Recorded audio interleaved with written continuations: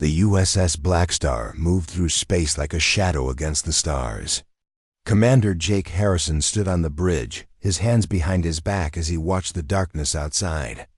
The ship was on a routine patrol, checking the outer edges of human space for any signs of trouble. Jake was a calm man with short brown hair and steady blue eyes. At 35 years old, he had spent half his life in space. His crew trusted him because he never made quick decisions. He always thought things through before acting. The Blackstar was not like other ships in the human fleet. It was larger, faster, and deadlier than anything else humanity had ever built. The ship's hull was painted black, which helped it hide in the darkness of space. Special armor covered every part of the vessel. This armor could change when enemy weapons hit it, making the ship harder to destroy. In the weapon bays, quantum torpedoes waited in their tubes. These weapons were new and very powerful. Most people in the fleet had never seen them before. Only the Blackstar carried them. Lieutenant Amy Carter sat at the tactical station, watching her screens carefully. She was 28 years old, with bright red hair and green eyes. Amy knew more about weapons and fighting than most officers twice her age. She had joined the fleet because she wanted to protect human colonies from danger. "Commander," Amy said, looking up from her screen, "I'm seeing something odd." Jake walked over to her station. The screen showed lines of data moving up and down. These lines showed energy readings from different parts of space around them. "What kind of odd?" Jake asked. "Strange energy signatures near Kepler Station," Amy replied. She pointed to a spot on the star map that glowed on her screen. "The computer doesn't recognize them. They're definitely not from human ships." Jake felt his stomach tighten. Kepler Station was a mining outpost about 6 hours away from where they were now. 3,000 people lived and worked there. They spent their days digging rare minerals from asteroids. These minerals were very important because they powered the engines that let human ships travel between stars. "When did we last hear from them?" Jake asked. Lieutenant Danny Brooks checked his communication logs. Danny was the ship's pilot, a thin man with quick fingers and sharp eyes. He could fly the Blackstar through dangerous areas that would destroy other ships. 12 hours ago, sir," Danny said. "Regular status report. Everything was normal then." This worried Jake even more. Space stations always sent reports every few hours. If Kepler Station had stopped sending messages, something bad had happened. "Set course for Kepler Station," Jake ordered. "Full speed, but keep us hidden. I want to see what's happening before they see us." The Blackstar turned toward the mining station. Its powerful engines pushed it through space faster than any other human ship could travel. Special systems made the ship nearly invisible, like a ghost moving through the dark. As they got closer to Kepler Station, the strange energy readings became stronger. Amy worked hard at her station, trying to understand what they were seeing. "Commander," she said, her voice tight with worry, "I count 12 large ships around the station. They're not human designs. The weapon readings are very high." Jake looked at the main viewing screen. The computer put together a picture of what lay ahead. Kepler Station floated in space with its metal arms reaching toward the asteroid belt. But around the station, alien ships moved like hungry wolves. The alien ships were ugly and frightening.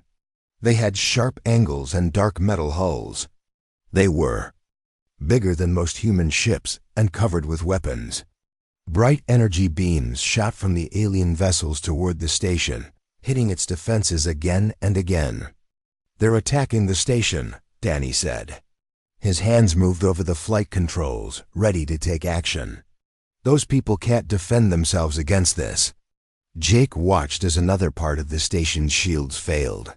Small explosions appeared across the station's outer hull. Inside that station, 3,000 people were fighting for their lives. "Do we know who these aliens are?" Jake asked. Amy shook her head. "No match in our files, sir. But looking at how they fight and how their ships are built, These are not peaceful explorers. These are warriors who came here to destroy. Suddenly, the ship's communication system made a crackling sound. A woman's voice came through, filled with static and fear. "This is Captain Lisa Kane of Kepler Station, calling any human ships. We are under attack by unknown alien forces. Our shields are failing fast. We have civilians here, including many children. Please, if anyone can hear this message, we need help now." The voice stopped suddenly. Jake stared at the screen, watching. The alien ships moved closer to the station. Soon they would be close enough to land troops inside. When that happened, everyone in the station would die. "Sir," Amy said quietly, "there are 12 enemy ships and only one of us. Our mission orders say we should patrol and report back to headquarters. No one would blame us if we retreated and called for help." Jake looked around his bridge at the crew. These were good people who had joined the fleet to protect humanity. Danny kept his hands steady on the controls. Amy's fingers stayed near the weapon controls, ready to fire. On the communication screen, Chief Engineer Mike Torres appeared from the engine room. His face was serious but determined. "What are our chances if we attack?" Jake asked. Amy checked her readings again. "Unknown, sir. We have never fought aliens before.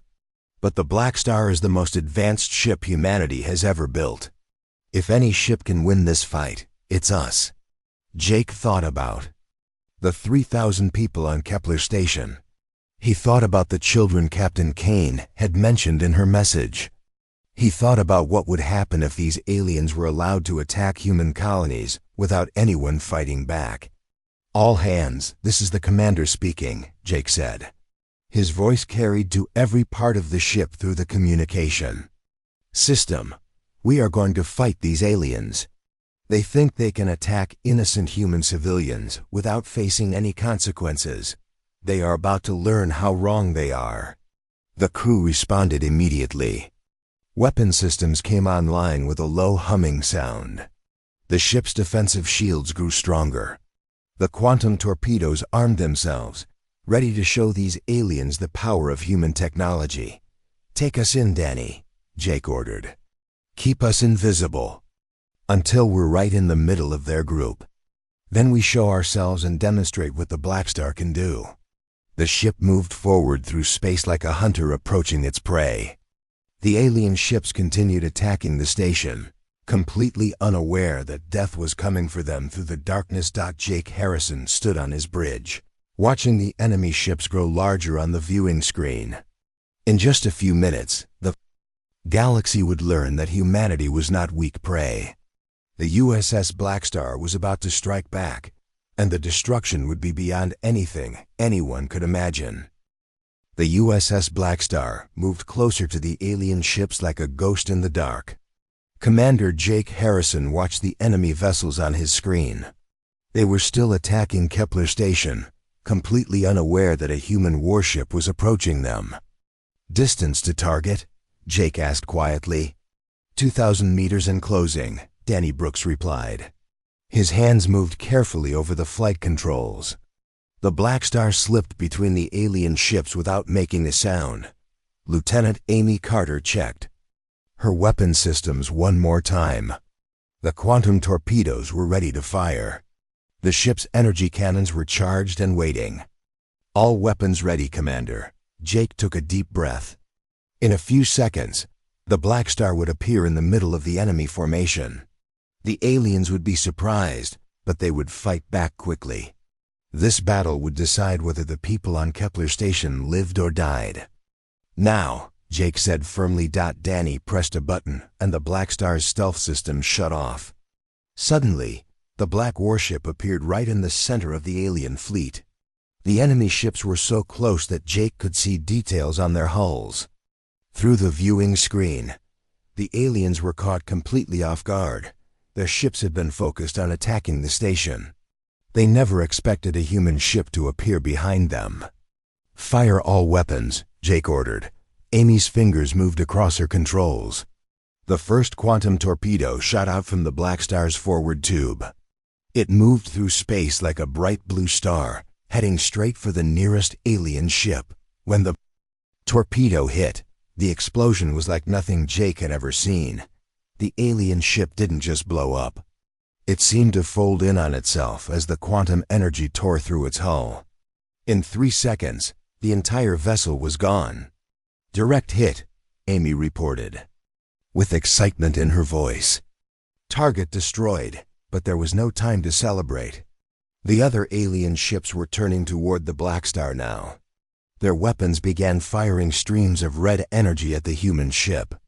"Incoming fire," Danny called out as he threw the ship into a sharp turn.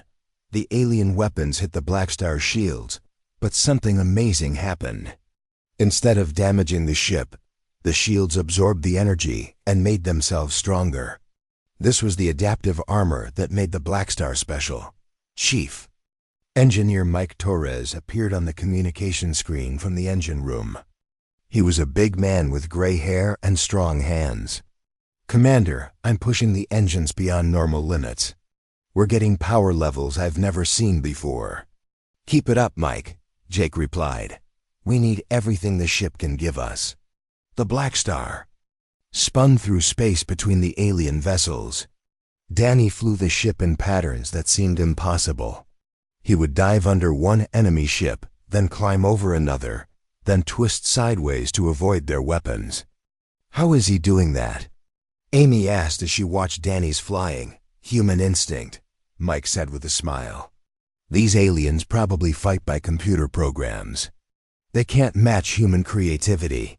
Amy fired another quantum torpedo. This one hit an alien ship on its side, tearing a huge hole through its middle. The ship tried to keep fighting, but explosions started happening all along its hull. Within seconds, it was drifting dead in space. The aliens were getting angry now. 4 of their ships moved to surround the Blackstar, trying to trap it between their weapons. But Danny saw what they were doing and flew the ship straight up, escaping their trap. "Third torpedo away," Amy announced. This torpedo hit another alien ship right in its engine section. The explosion was so bright that the bridge lights dimmed automatically to protect everyone's eyes. When the light faded, pieces of the alien ship were floating in all directions.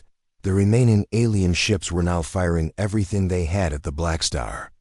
Red energy beams filled the space around the human ship. But the adaptive armor kept working, changing its properties each time it was hit. "Shields holding at 90%, Amy reported. "The armor is actually getting stronger." Jake watched as another alien ship tried to ram the Blackstar. Danny waited until the last second, then rolled the ship to one side. The alien vessel missed by only a few meters. "Fire when ready," Jake said. Amy launched 2 torpedoes at the same time. Both hit the alien ship that had tried to ram them. The explosions happened so close together that they created one giant blast. The alien ship simply disappeared in a ball of blue fire. Now only 8 alien ships were left, and they were starting to move away from the battle. Jake could see that they were scared. They had never faced weapons like the quantum torpedoes before. "They're trying to retreat," Danny observed.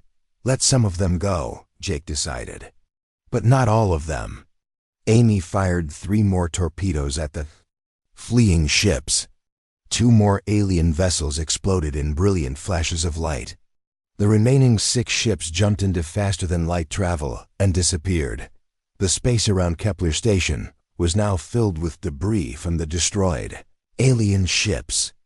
The Blackstar moved slowly through the wreckage, its weapons still ready in case more enemies appeared. "Kepler Station, this is Commander Harrison of the USS Blackstar," Jake said into his communication system. "The alien ships have been destroyed or driven away. Are you all right?" Captain Lisa Kane's voice came back immediately, filled with relief and gratitude. "Commander Harrison, you saved our lives. We have some damage to the station, but everyone is safe. How did you destroy so many?" "Enemy ships, new human technology," Jake replied. But I'm afraid this might just be the beginning. Lieutenant Kelly Price, the ship's intelligence officer, had been studying the readings from the battle. She was a quiet woman with dark hair who rarely spoke unless she had something important to say. "Commander," Kelly said now, "I've been analyzing the alien ship designs and their attack patterns. This wasn't a real invasion force. It was a scouting mission." Jake felt his stomach drop. "What do you mean?" "These ships were testing our defenses," Kelly explained. "They wanted to see how humans fight. The way they retreated so quickly when they saw our weapons. They were gathering information to take back to their leaders." Amy looked worried. "So there will be more attacks?" "Much bigger ones," Kelly said. "Based on the size of those ships and their technology level, they probably have hundreds or thousands more vessels. We just started a war with an entire alien empire." Jake stared at the debris floating outside his ship.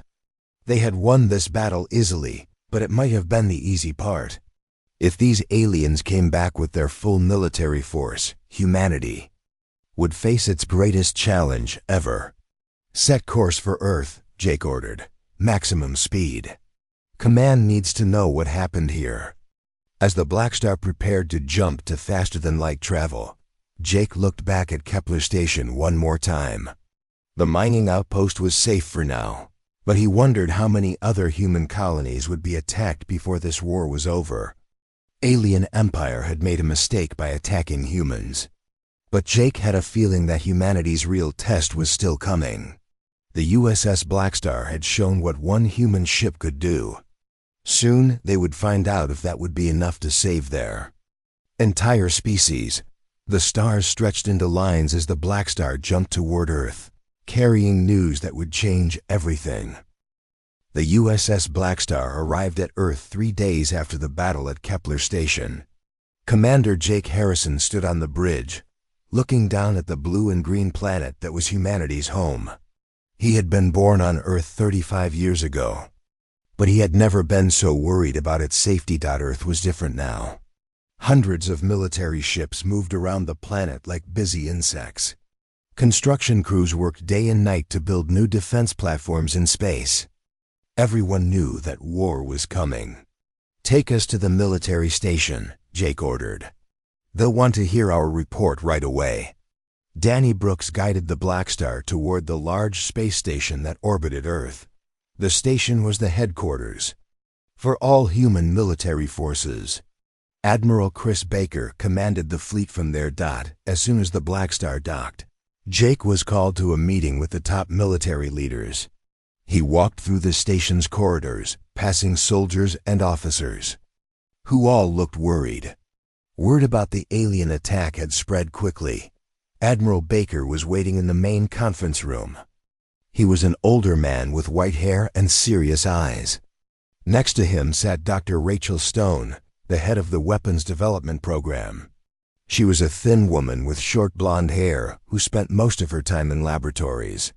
"Commander Harrison," Admiral Baker said as Jake entered the room, "tell us exactly what happened at Kepler Station." Jake described the battle in detail. He explained how the quantum torpedoes had destroyed the alien ship so easily. He told them about the adaptive armor and how it had made the Blackstar nearly impossible to damage. 6 alien ships destroyed and 6 more driven away, Dr. Stone said, taking notes. "And the Blackstar took no damage at all."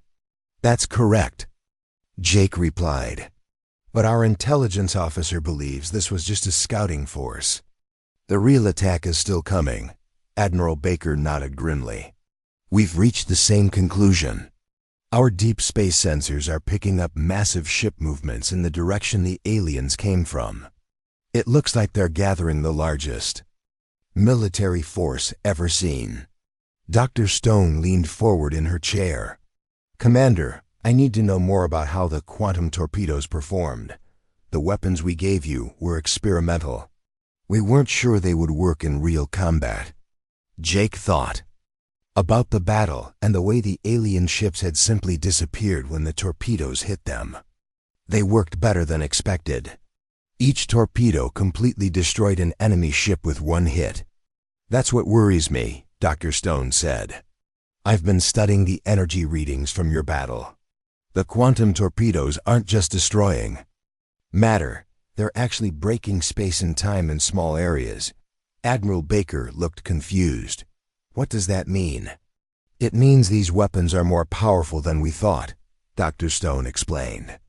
If we're not careful, they could be dangerous to us too. Jake left the meeting feeling more worried than before. The quantum torpedoes had saved Kepler Station, but they might be too dangerous to use near human colonies. Over the next few days, Jake watched as Earth prepared for war. New ships were being built in the orbital shipyards as fast as possible. Scientists worked to copy the Blackstar's technology and put it on other vessels. Lieutenant Amy Carter spent her time training other tactical officers. She taught them the new fighting methods they had learned during the battle. The most important lesson was that humans needed to be unpredictable.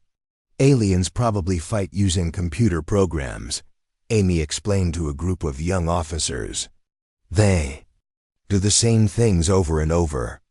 But humans can think of new ideas during a fight. That's our biggest advantage. Lieutenant Kelly Price, the intelligence officer, had been studying the wreckage from the alien ships.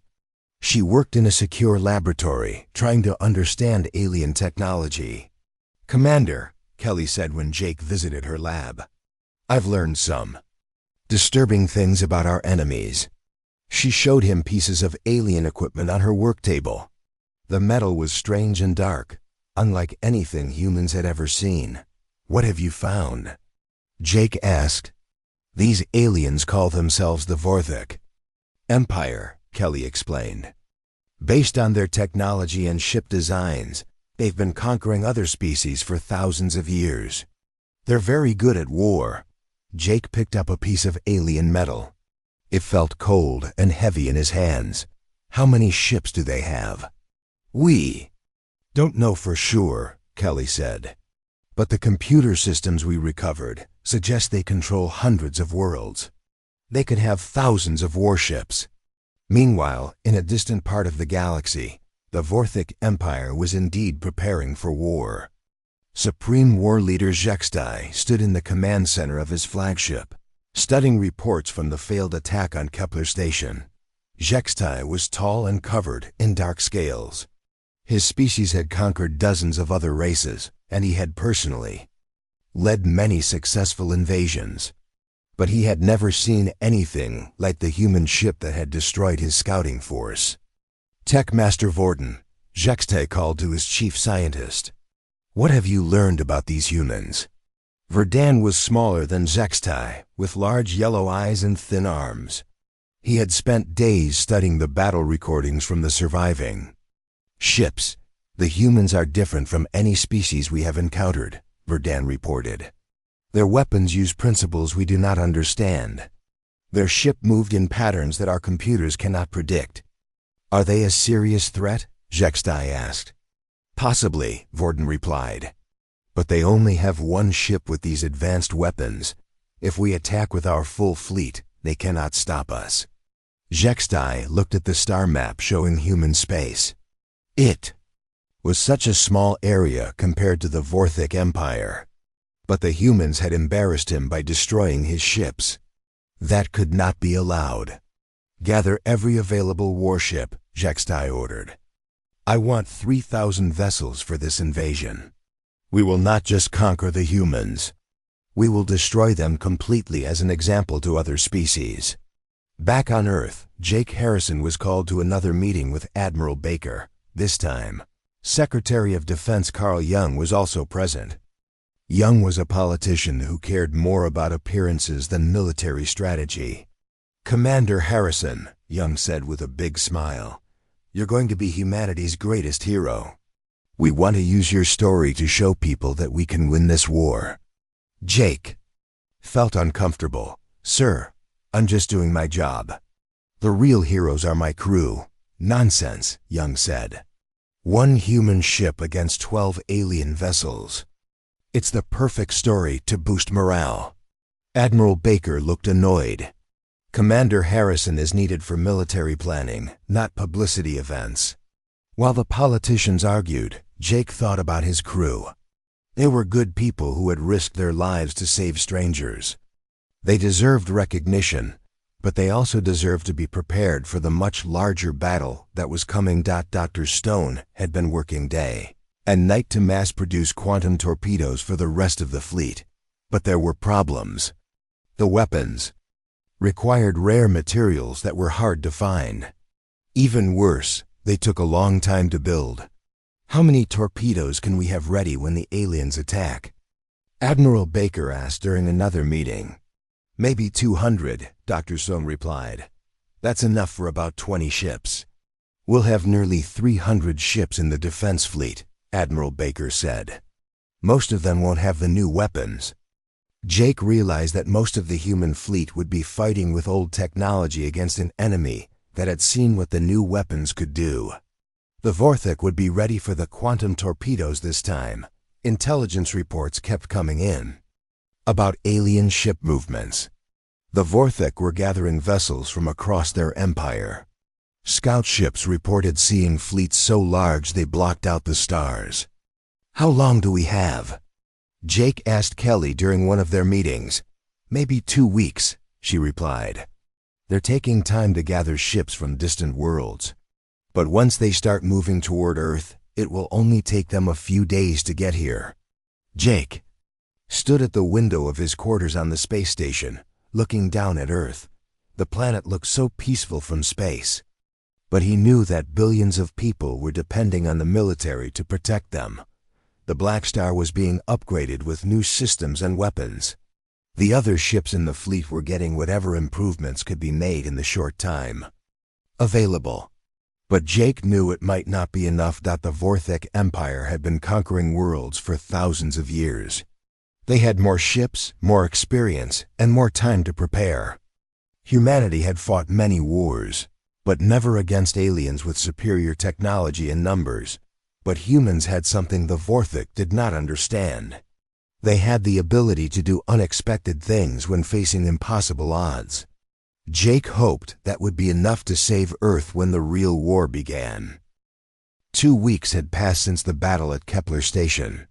Commander Jake Harrison stood on the bridge of the USS Blackstar, but this time he was not alone. 5 other human ships floated nearby in the darkness of space, all waiting for his orders. Admiral Chris Baker had given Jake a dangerous mission. Instead of staying at Earth to help defend the planet, the Blackstar and its task force were going deep into enemy territory. Their job was to attack the main Vorthok shipyard before the alien invasion could begin. All ships report ready, Commander, Lieutenant Amy Carter said from her tactical station. She looked nervous but determined. Everyone knew this mission was probably a one-way trip. The other ships in the task force were smaller than the Blackstar, but they were fast and carried the new quantum torpedoes. Captain Pete Collins commanded the USS Ranger, while Captain Nina Ross led the USS Falcon. The other 3 ships were destroyers with brave crews who had volunteered for this suicide mission. Intelligence reports the shipyard is in the Arcturus system, said Lieutenant Kelly Price. She had spent days studying alien star charts recovered from the wreckage at Kepler Station. It's 3 star systems away, all controlled by the Vorthok. Jake looked at the star map on the main screen. The route to Arcturus would take them through heavily patrolled alien space. If they were discovered before reaching their target, the entire mission would fail. Navigation, plot our course, Jake ordered. Lieutenant Ben Clark was the ship's navigator, a young man with quick hands and a sharp mind for mathematics. He had calculated a path that would take them through asteroid fields and gas clouds, where the Vorthok sensors might not find them. Course plotted, sir, Ben reported. We'll travel through the Deneb asteroid belt, then use the nebula in the Vega system to hide our approach to Arcturus. All ships, this is Harrison, Jake said over the communication system. We jump in 30 seconds. Remember, once we start this mission, there's no turning back. The 6 human ships activated their faster-than-light engines and disappeared from Earth space. They reappeared near the edge of the Deneb system, where thousands of rocky asteroids drifted in the darkness. Stealth systems active, Amy reported. All ships are running silent. The task force moved carefully through the asteroid field. The rocks provided cover from vortex sensors, but they also made navigation dangerous. One wrong move could send a ship crashing into an asteroid. Vorthik patrol ship, bearing 270, Kelly announced quietly. Jake watched as an alien vessel moved past them in the distance. The patrol ship was scanning the asteroids, looking for anything unusual. The human ship stayed perfectly still until it passed. For 6 hours, they crept through the asteroid field. Finally, they reached the edge of Vorthak space and prepared to jump to the Vega system. "Jump in 10 seconds, Ben announced. The ships disappeared again and reappeared. Inside a colorful gas nebula. The clouds of gas and dust were beautiful, glowing with different colors as nearby stars lit them up. But the nebula also hid their ships from alien sensors. 2 more Vorthik patrols in this system, Kelly reported after studying her readings. They're not searching the nebula. They probably think it's too dangerous for ships to hide there. Captain Collins' voice came over the communication system from the USS Ranger. They're right about it being dangerous. These gas clouds are interfering with our navigation systems. Stay close to the Blackstar, Jake replied. We'll guide you through. It took another 8 hours to cross the nebula safely. When they finally reached the other side, they were at the edge of the Arcturus system. Jake ordered all ships to stop and study what lay ahead. What they saw was both impressive and terrifying. The Arcturus system contained the largest alien construction project any human had ever seen. Massive shipyards orbited the main planet, each one the size of a small moon. Hundreds of ships moved between the construction facilities like busy insects. Count over 300 defensive platforms, Amy reported as she studied the enemy positions. Plus about 40 capital ships patrolling the area. But Kelly had discovered something even more frightening. Commander, those aren't just building regular warships. Look at Construction Bay 7.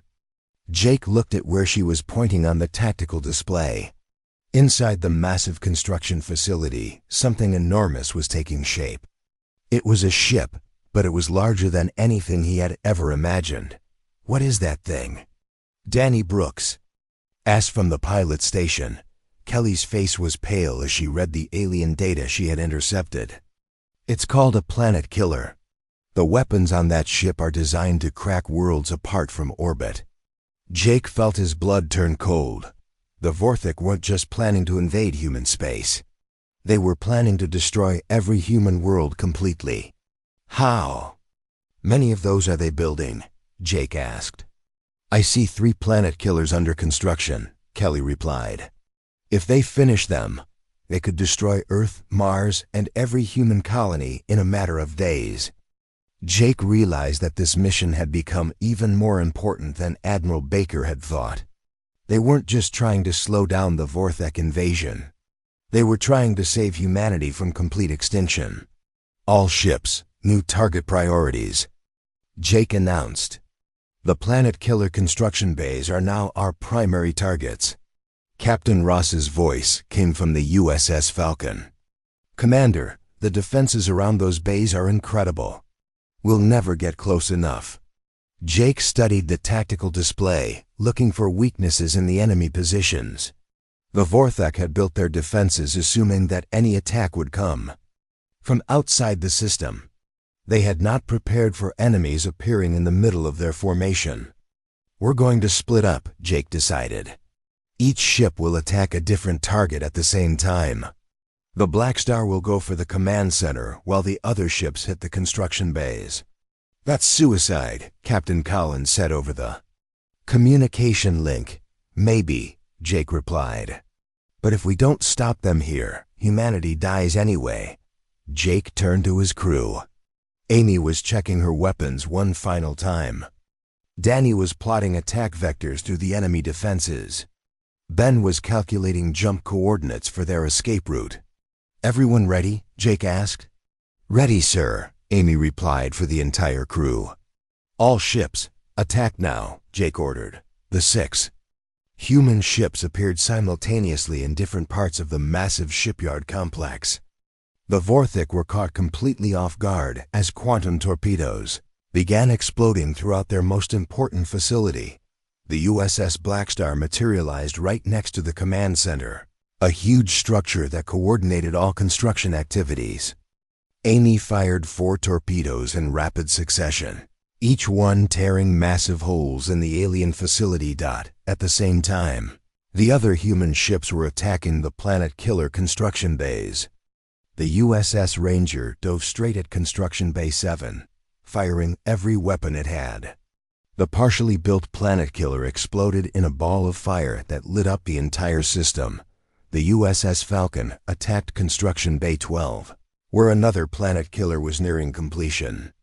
Captain Ross's ship fired 6 torpedoes at once, creating an explosion so large that it destroyed 2 nearby shipyards as well.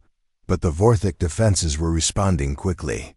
Energy beams from hundreds of defensive platforms filled space around the human ships. The USS Ranger took a direct hit that broke its hull in half. The brave crew died instantly, but they had completed their mission. "Ranger is down," Amy reported as she watched the ship explode.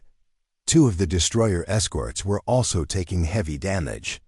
One of them rammed into a defensive platform, destroying both vessels in a brilliant flash of light. "All remaining ships, prepare to jump out," Jake ordered as Vorthik fighters swarmed toward them.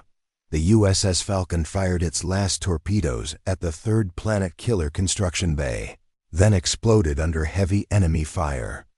Captain Ross and her crew had given their lives to destroy humanity's greatest threat. "Jump now," Jake shouted as enemy fire began hitting the Blackstar shields. The 3 surviving human ships activated their faster-than-light drives and escaped from the Arcturus system. Behind them, the massive shipyard complex burned with fires that could be seen from 3 star systems away. As the Blackstar raced back toward Earth, Jake looked at his crew. They had succeeded in their mission, but the cost had been terrible. 3 ships and their crews were gone forever. "Did we get them all?" Jake asked Kelly. She checked the readings from their attack. "All 3 Planet Killers destroyed, plus about 60% of their shipyard capacity. The Vorthak invasion has been delayed, but not stopped," Jake nodded grimly. They had bought Earth some time, but the real battle was still coming. The USS Blackstar had struck deep into enemy territory and shown the Vorthik that humans would fight to the end. But now the aliens would be even more angry and determined to destroy humanity completely. The USS Blackstar arrived back at Earth to find the entire solar system preparing for the final battle. Commander Jake Harrison stood on his bridge, looking at the largest fleet humanity had ever assembled. Nearly 200 human ships waited in formation around Earth, their weapons ready and crews prepared to defend their home world. But Jake knew it would not be enough. Intelligence reports showed that Supreme War Leader Jex Tai was bringing over 1,000 Vorthik ships to destroy humanity completely. The destruction of the Arcturus shipyards had made the alien leader furious, and now he wanted revenge. Admiral Chris Baker's face appeared on the communication screen. He looked tired and worried, like a man who knew he was about to fight an impossible battle. "Commander Harrison," Baker said, "your attack on their shipyards was successful, but it has made them even more determined to wipe us out. They're bringing everything they have." "How long do we have?" Jake asked. 6 hours, Baker replied. "Our deep space sensors show the Vorthik fleet jumping toward Earth. When they arrive, it will be the largest space battle in galactic history." Jake looked around his bridge at his crew. Lieutenant Amy Carter sat at her tactical station, checking the ship's weapons for the 100th time. Lieutenant Danny Brooks kept his hands on the flight controls, ready to take the Blackstar into action. Dr. Rachel Stone, had come aboard to oversee the final modifications to their quantum torpedoes. "Doctor, are the new torpedoes ready?" Jake asked. Dr. Stone nodded, but she looked worried. "I've completed my analysis of the quantum torpedo technology. I discovered something important about how they work." She brought up a diagram on the main screen showing the internal structure of the weapons. "The torpedoes don't just destroy matter. They create a cascade effect that spreads through any connected energy network." "What does that mean?" Jake asked. "The Vorthix ships are all connected to each other through their communication and control systems," Dr. Stone explained. "If we detonate quantum torpedoes in the right pattern, the cascade effect could spread through their entire fleet." Amy looked up from her station with excitement. "You mean we could destroy all their ships at once?" "In theory," Dr. Stone said. "But someone would have to get close enough to their command ship to plant the charges. It would be a suicide mission." Jake thought about this new possibility.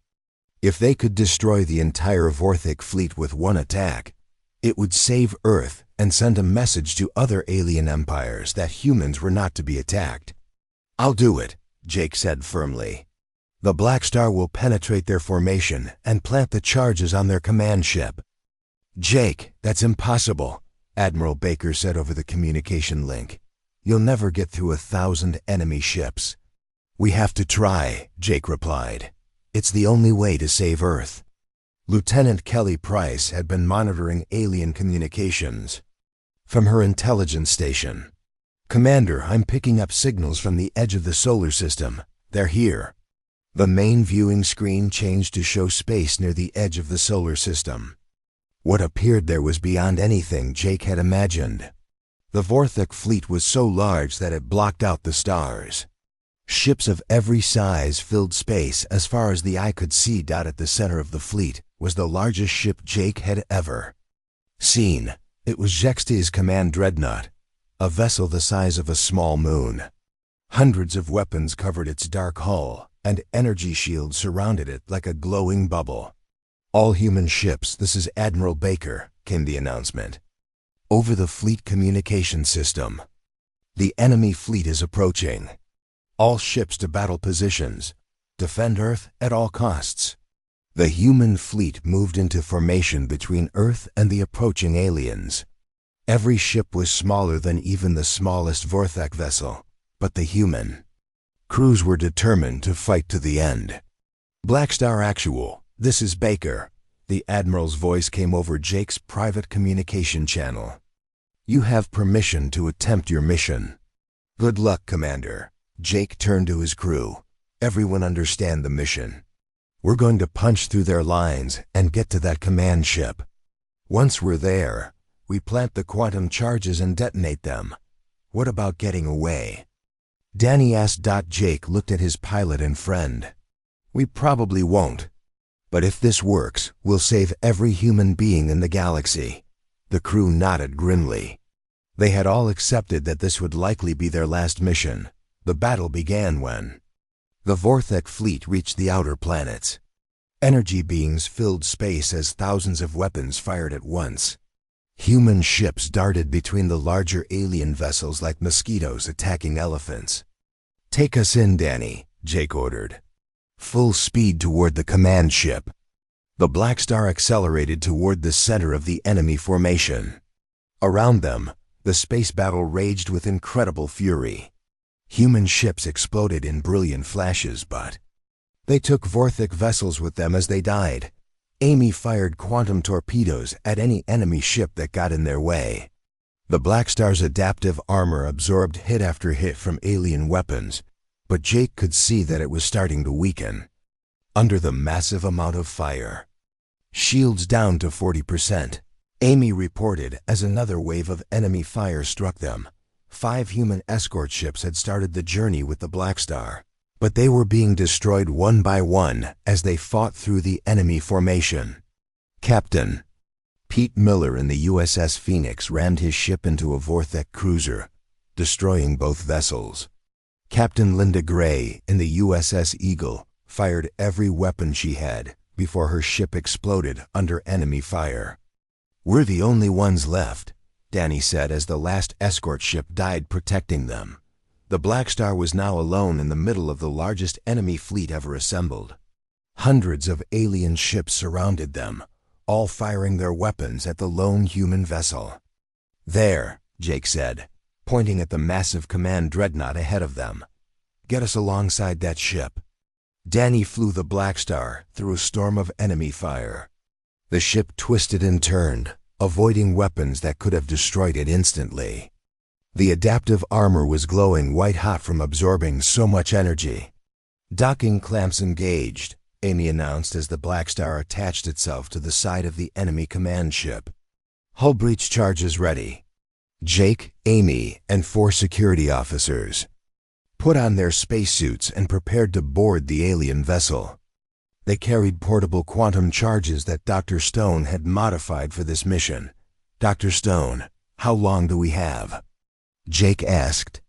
"Plant the charges at the ship's main power core," she replied. "Once activated, you'll have 30 seconds to get clear before the cascade begins." The boarding party blasted through the hull of the alien ship and found themselves in a dark corridor filled with strange alien equipment.